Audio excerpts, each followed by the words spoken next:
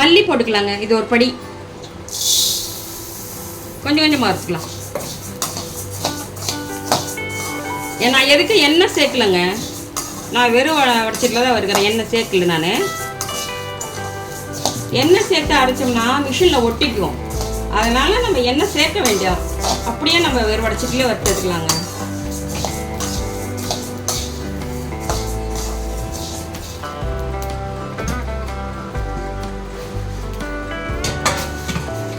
கொத்தமல்லி வறுத்துட்டோம்.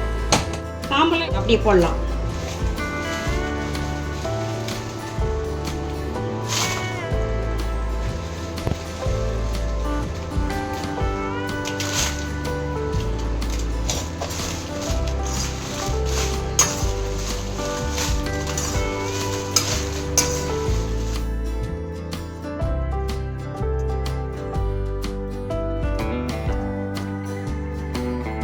எடுத்துடலாம்.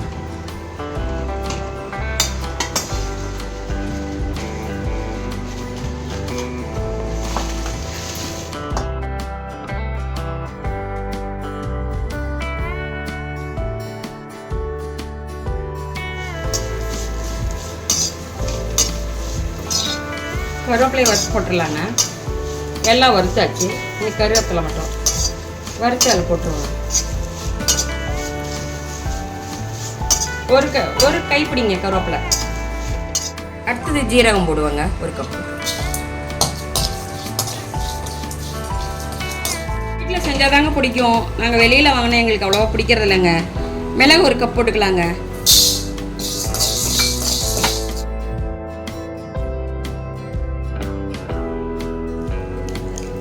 பாருங்க, கொத்தமல்லி நான் நல்லா காய வச்சிருக்கிறேன். இந்த அளவுக்கு காஞ்சிருக்கு பாருங்க. மிளகாய் நல்லா காஞ்சிருக்கு பாருங்க. இந்த அளவுக்கு காய வச்சுட்டிங்கன்னா நல்லா அரைச்சிக்கலாம். நான் வந்து 1 கிலோ கொத்தமல்லிக்கு 1/4 கிலோ வரமிளகாய் போட்டிருக்கிறேன். இதுக்கு வந்து 100 கிராம் ஜீரகம், 50 கிராம் மிளகு போட்டிருக்கேங்க. இந்த கறி இதுக்கு தேவையானது இது. அப்புறம் கருவேப்பிலை வறுத்து வச்சுருக்கேங்க. ஒரு கைப்பிடி அளவு கருவேப்பிலை நல்லா வறுத்து வச்சுருக்கேங்க. இதை போட்டு நீங்கள் அரைச்சி வச்சுட்டிங்கன்னா 6 மாதத்துக்கு நீங்கள் வச்சிடலாம். நீங்கள் வெளியில் வாங்க வேண்டியதில்லை. இப்போ வீட்டில் நீங்கள் அரைச்சி வச்சுட்டிங்கன்னா எல்லா குழம்பு, மட்டன் குழம்பு, புளிக்குழம்பு, மீன் குழம்பு எல்லாத்துக்குமே நம்ம போட்டுக்கலாங்க.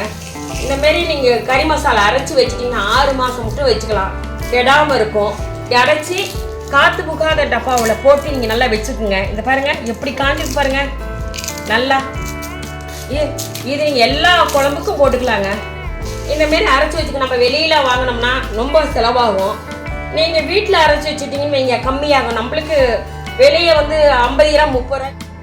இப்போ இதுக்கு வந்து 250 ரூபா தாங்க ஆச்சு. இப்போ நம்ம 250 ரூபா செலவு பண்ணி இதை அரைச்சி வச்சுக்கிட்டோன்னு வைங்க 6 மாதத்துக்கு. இப்போ நம்ம வீட்டில் தரமான பொருள். இப்போ நம்ம எதுவுமே நம்ம கலக்கலை, நம்ம கண் முன்னாலே நாமளே செஞ்சுக்கிறோம். இதை நான் நல்லா வறுத்து வச்சுருக்கேன் பாருங்களேன். இதை இந்தமாரி நீங்கள் நல்லா மிளகும் ஜீரகத்தையும் வறுத்து இதில் போட்டு அரைச்சி வச்சுட்டிங்கன்னா இப்போ நம்ம 1000 ரூபா நம்ம மிச்சம் பண்ணலாம். இப்போ வெளியே வாங்கினோன்னு வைங்க ரொம்ப நாள் கழிச்சு கொடுப்போம், 4 படம் இருக்கும். இது வந்து நம்ம வீட்டில் செஞ்சுட்டோன்னு வைங்க நல்லா மணமாக இருக்கும். குழம்பு வச்சிங்கன்னா மணமாக இருக்கும். கறி குழம்பு, மீன் குழம்பு, புளிக்குழம்பு எல்லா குழம்புக்கு போடலாங்க. இந்தமாரி நீங்கள் அரைச்சி வச்சு செஞ்சு பாருங்கள், நல்லா இருக்கும்.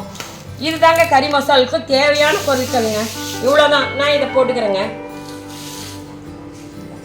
இதையும் கருவேப்பிலையும் போட்டுடலாங்க. பாருங்கள் கருவேப்பிலை பாருங்கள் எப்படி இந்தமாரி நான் வறுத்து வச்சுருக்கேன்.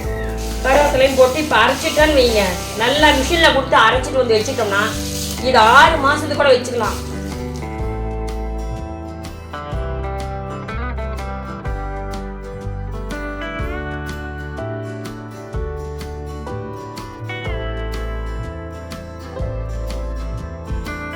பாருங்க இந்தமாரி கறி மசாலா தூள் அரைச்சிட்டு வந்தாச்சு.